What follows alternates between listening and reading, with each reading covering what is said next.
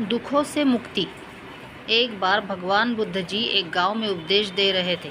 वहां पर एक धनी व्यक्ति उपदेश सुन रहा था।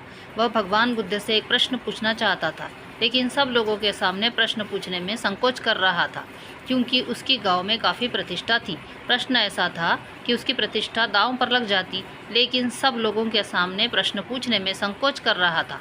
उपदेश खत्म होने के बाद जब सब लोग चले गए, तब उसने बुद्ध के सामने हाथ जोड़कर प्रश्न पूछा, प्रभु, मेरे पास सब कुछ है, धन दौलत प्रतिष्ठा, किसी भी चीज़ की कोई कमी नहीं है, लेकिन मैं खुश नहीं हूँ। खुश रहने का राज क्या है? मैं जानना चाहता हूँ कि हमेशा खुश कैसे रहना चाहिए। यह सुनकर भगवान बुद्ध उसे अपने साथ जंगल ले गए और सामने एक बड़े पत्थर को देखकर कहा कि इस पत्थर को उठाकर मेरे साथ चलो। कुछ समय बाद उस व्यक्ति के हाथ में दर्द होने लगा, लेकिन वह चुप रहा। काफ़ी समय बीत जाने के बाद उससे दर्द सहा नहीं गया और बुद्ध जी से कहा, मेरे हाथ में बहुत दर्द हो रहा। बुद्ध जी ने कहा, पत्थर नीचे रख दो, और पत्थर नीचे रखते ही उसे राहत महसूस हुई। तब बुद्ध जी ने समझाया कि यही खुश रहने का राज है। उस व्यक्ति को कुछ समझ नहीं आया।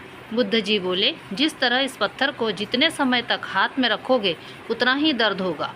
इसी प्रकार दुख के बोझ को जितनी देर तक हम अपने कंधे पर रखेंगे उतने ही ज़्यादा दुखी और निराश रहेंगे।